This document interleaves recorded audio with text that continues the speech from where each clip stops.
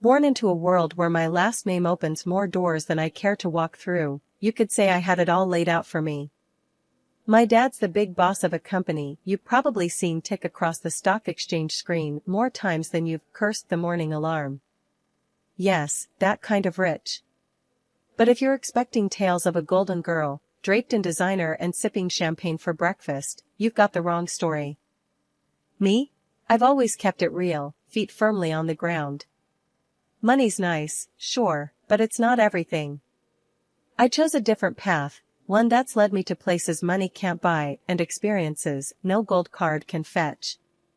Charity work, helping those in need, and living a life that's, well, ordinary. That's me, Jessica. Not the heiress, just Jessica. So, I was stuck in one of those typical evenings, where my friend Sarah decided we all needed to get out more. We ended up at this dive bar downtown, the kind where the beer's cheap and the lights are dim enough to hide your regrets. Sarah was all hyped up, going on about some guy she met online. "You've gotta meet him, Jess. He's totally your type," she kept saying. My type? Since when did she decide she knew my type? Anyway, we're there, and in walks this guy. Not Sarah's online prince, but another dude, Alex. He was there with some friends, looking as out of place as a cat at a dog show. He wasn't dressed to impress, just a simple tee, jeans, and this easy smile that kind of lit up the room. We got to talking, and it was easy. Like, really easy. He worked some manager job at a place I'd never heard of, nothing fancy, but he talked about it with this passion that was kinda infectious. "You really dig your job, huh?" I remember asking, sipping on my third beer. "Absolutely," Alex shot back, leaning in. "Every day's a challenge. But hey, I'm not here to bore you with work talk. What about you?" Sarah mentioned charity work. I shrugged, trying to downplay it. "Yes, a bit of this and that. Just trying to do my bit, you know?" "That's cool. Really cool," he said, and I could tell he meant it. Not in a trying to impress you sort of way, but genuinely. The night rolled on, our group mingling, but Alex and I kind of stuck together, chatting about everything and nothing. It was refreshing, talking to someone who wasn't trying to sell me on some investment or brag about their latest acquisition. As the night was winding down, Alex got this look in his eye, like he was working up to something. "Hey, Jessica, I know this is kind of forward, but would you want to grab dinner with me sometime? Just us?" I remember feeling this mix of surprise and excitement. "Sure," I said, trying to sound cool about it. "I'd like that." On the way home, Sarah was all giggles and "I told you so's." I just smiled, thinking about the evening. Alex was a breath of fresh air in my often too stale world. Little did I know how much things were about to change. It wasn't long before going out turned into hanging out at each other's places, which, let's be real, mostly meant my cozy apartment because Alex's roommates were a circus and a half. One evening, sprawled on the couch after devouring what might be the world's most average takeout pizza, Alex turned to me, his eyes serious, but his tone light. "Jessica, how do you feel about making this a more permanent arrangement?" he asked, crumbs still clinging to the corner of his mouth. I raised an eyebrow. "You proposing we split a Netflix account or something more along the lines of a lease?" He chuckled, brushing off the crumbs. "Well, I was thinking more like a life together. But hey, we can start with Netflix." The simplicity of it, the straightforwardness, no grand gestures or dramatic backdrops, just us, in our element. It felt right. "Alex, if you're asking what I think you're asking. Yes. 1,000 times, yes." And just like that, with the aroma of cheap pizza as our witness, we decided to tie the knot. It was swift, sure, but when you know, you know. Telling our families was the next hurdle. My folks, well, they've always been about the "as long as you're happy" mantra, but this was putting it to the test. Dad, with his business empire, and Mom, the socialite, they had visions of me settling down with someone more in our circle. I broke the news over dinner, the fancy kind, where you're not sure which fork to use for the salad. "Mom, Dad, I'm getting married to Alex," I said, the words tumbling out in a rush. Dad paused, fork midair.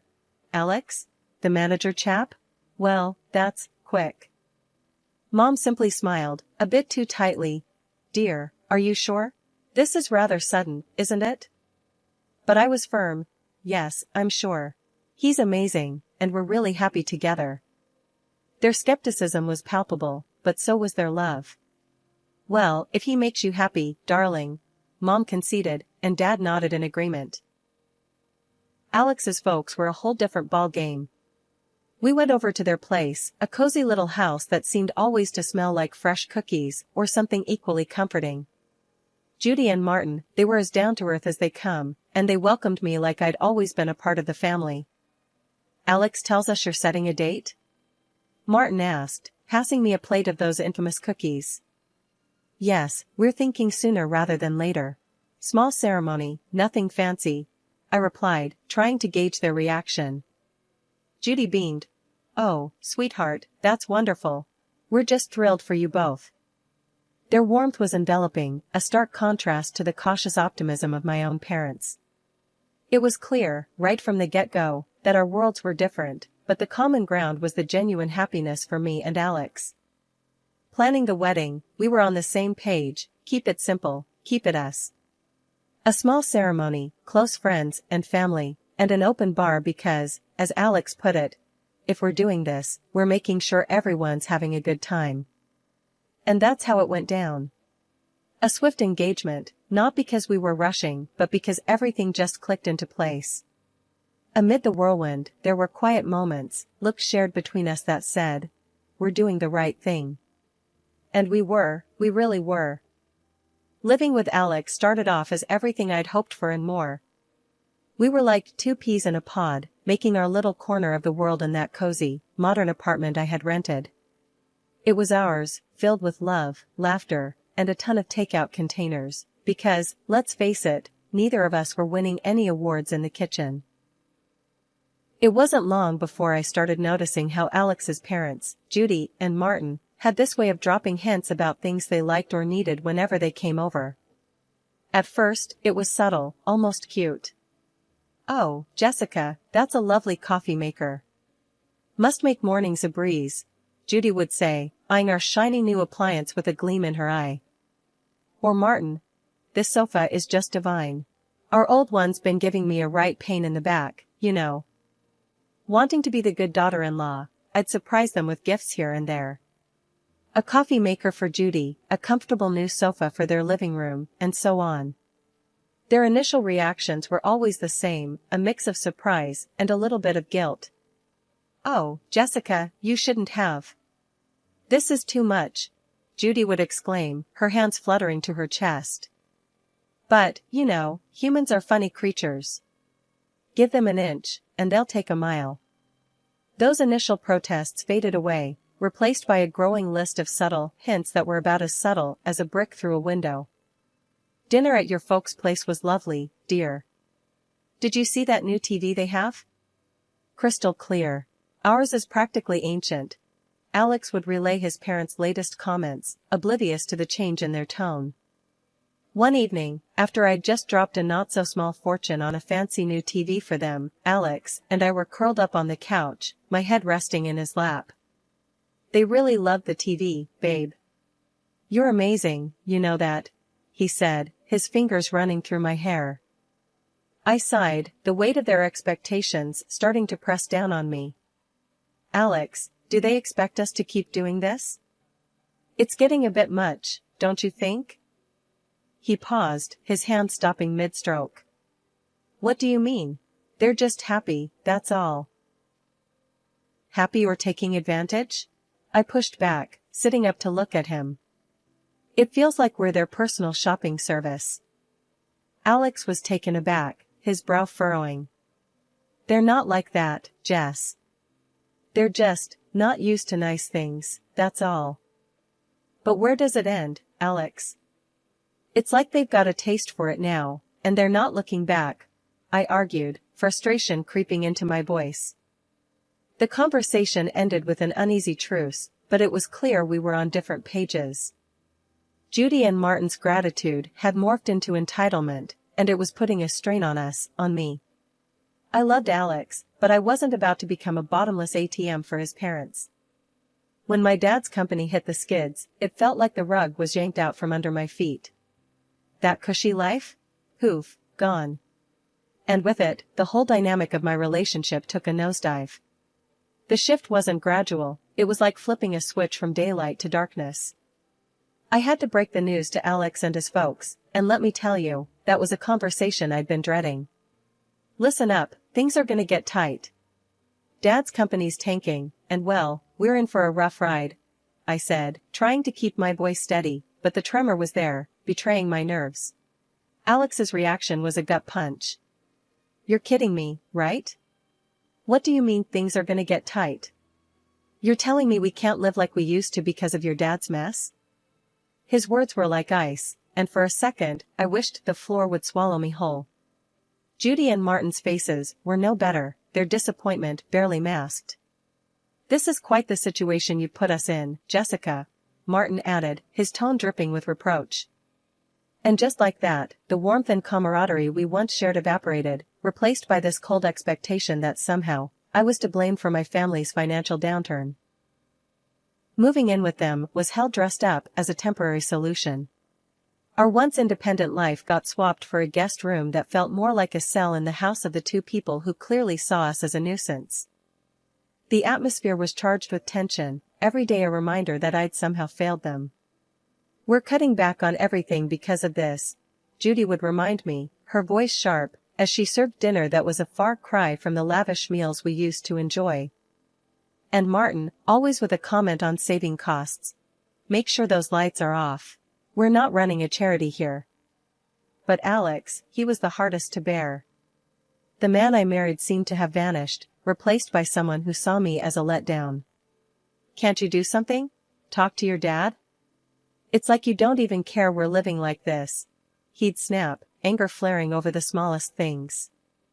Our conversations, once easy and filled with future plans, now were minefields. Every word I said was a potential trigger for another outburst. I thought marrying you meant security, not this struggle, he'd throw at me during arguments, his words slicing through me. It was clear we weren't just dealing with financial stress. This was a test of our relationship, a revelation of true colors under pressure. I was stuck in the middle, battling the disillusionment from my husband and his parents, while grappling with my own sense of failure. Judy's birthday dinner was supposed to be this cozy family thing at some upscale restaurant, a break from the constant tension. But it turned into the showdown of a lifetime. I should have seen it coming, the way things had been going at their place. We're all sitting there, menu in hand, and I'm trying to keep the peace, just blend into the background. That plan got torpedoed the second orders started flying. Alex, with this grin that made my skin crawl, goes, "Let's get the steak and the lobster for us," and he throws a look my way, 1 part smug, 2 parts cruel. Jessica can do with the soup of the day.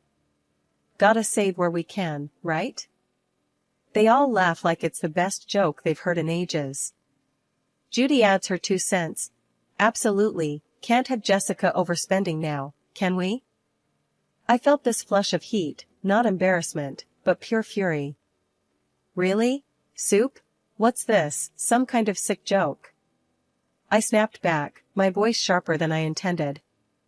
Oh, come on, Jessica. It's just a bit of fun, Alex said, that smirk still plastered on his face. That's when I lost it. Fun? This is your idea of fun?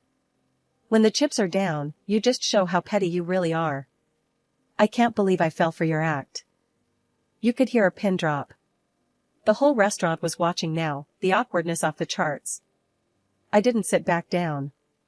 Keep your fancy dishes, and your pathetic jokes. I'm out, I said, standing up so fast my chair nearly toppled over. The noise echoed, turning more heads our way. Alex reached out, trying to play the peacemaker. Jessica, don't. Let's not make this a scene. A scene? You think I care about making a scene after that stunt? This is about respect, something you clearly have none of. I yanked my arm free and made for the exit, the weight of their stares on my back. Stepping out into the night felt like breaking out of prison. My phone was blowing up, Alex no doubt, trying to do damage control. I ignored it, my mind made up. I drove back to their place, a storm of emotions brewing inside. How had things gone so sour? Alex and I were a team, or so I thought. But that dinner? It was a slap in the face, a wake-up call I couldn't ignore. Back at the house, I packed my bags in record time, each folded shirt a reminder of the life I was leaving behind. It wasn't just about leaving a place, it was about leaving a relationship that had shown its true colors. I turned off my phone, cutting off the barrage of messages. The silence was eerie, but welcome. That night wasn't just the end of a disastrous dinner, it was the close of a chapter one had no interest in revisiting. After the disaster that was Judy's birthday dinner, I found myself driving to my parents' house. The night was quiet, a stark contrast to the storm raging inside me.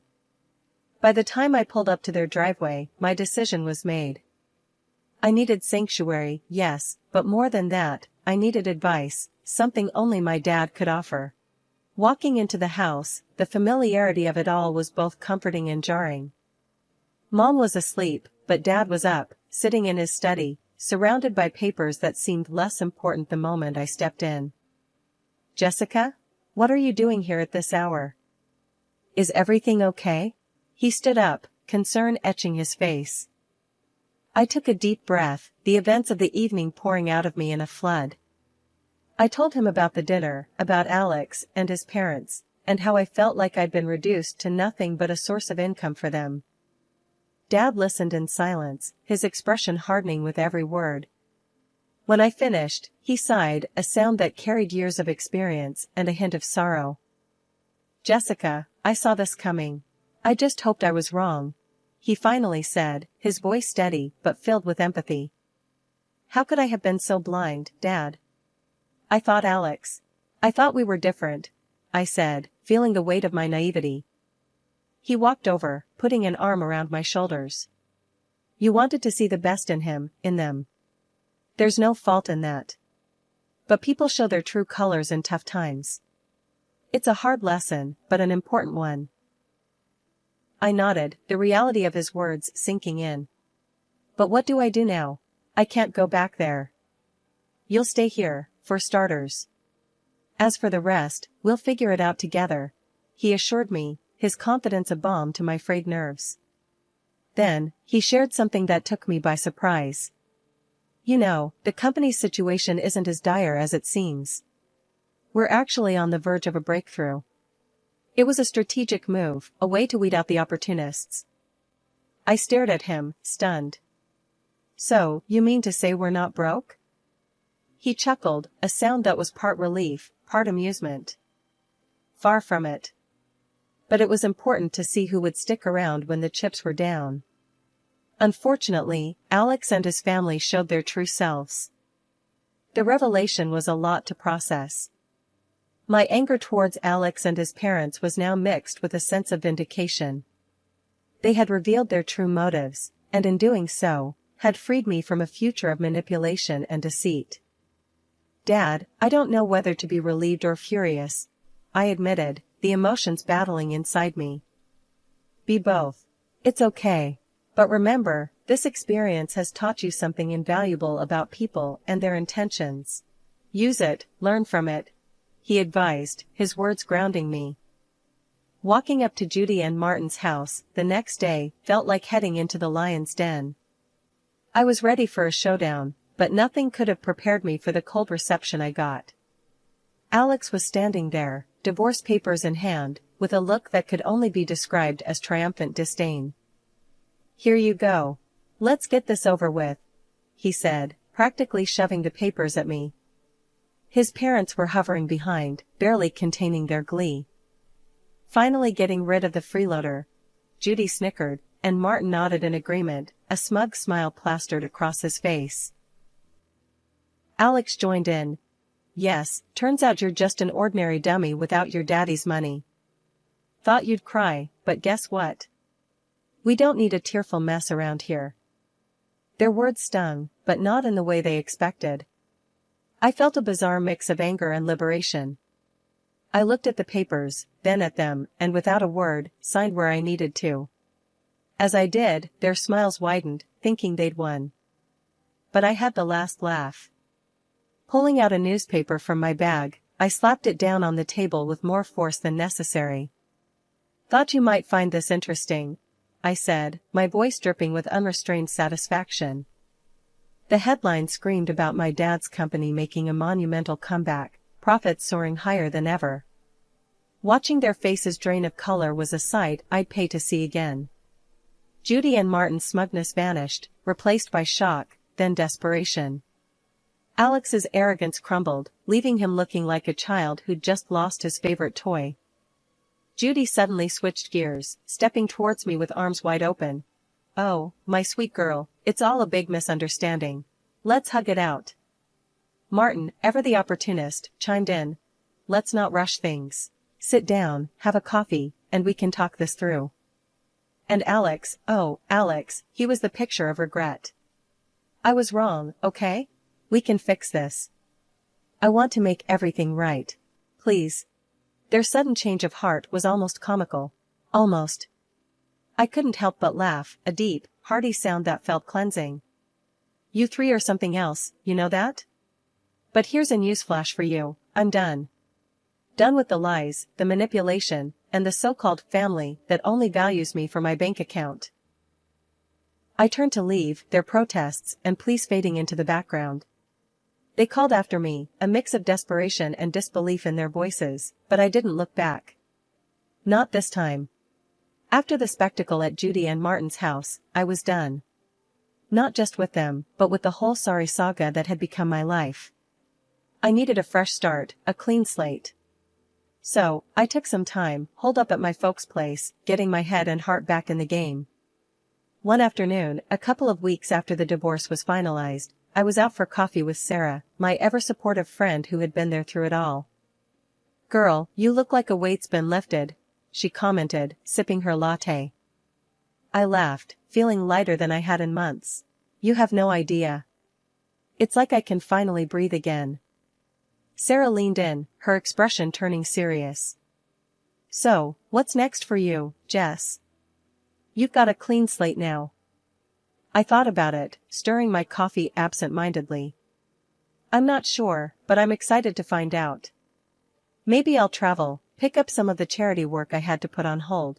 As for love, I paused, giving her a wry smile. I think I'll give that a miss for a while. Just make sure you're doing what makes you happy, okay? You deserve it after all that drama, she said, reaching over to squeeze my hand. Thanks, Sarah. That's the plan. Not long after that conversation, my phone started buzzing with calls and messages from Alex. He was pleading, saying he'd changed, that we could start over. His parents even got in on the act, sending messages filled with apologies and invitations to talk things over. Sitting in my room, phone in hand, I couldn't help but laugh. The sheer audacity was almost admirable. Almost. I typed out a response, one I'd been mulling over for days. Alex, moving on means moving forward, not going back to what broke you. I wish you all the best, but this is where our paths end for good. Take care. Hitting send felt like closing the final chapter of a book I'd been stuck in for too long. And just like that, I was ready to start writing a new one. The next few months were a blur of activity. I threw myself into my work, took up volunteering with a vengeance, and even booked a solo trip to a place I'd always wanted to visit. Life was full, and for the first time in a long while, it was fulfilling too. One evening, sitting on a balcony overlooking a bustling street in a far-off city, I realized I'd found what I'd been searching for all along: peace. The drama, the heartache, the betrayal, it all seemed like a distant memory. My phone buzzed with a new message, but this time, it was from a number I didn't recognize. Hesitantly, I opened it. It was from someone I'd met during my travels, someone who'd made me laugh and think in equal measure. Hey, Jessica.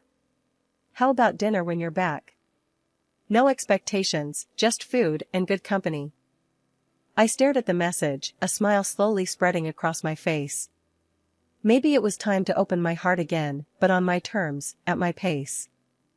Yes, I'd like that. I typed back, hitting send before I could second-guess myself. Looking out at the city lights, I felt a sense of excitement for the future. I had moved on, not just from Alex and his family, but from the person I was when I was with them. I was stronger, wiser, and ready for whatever came next.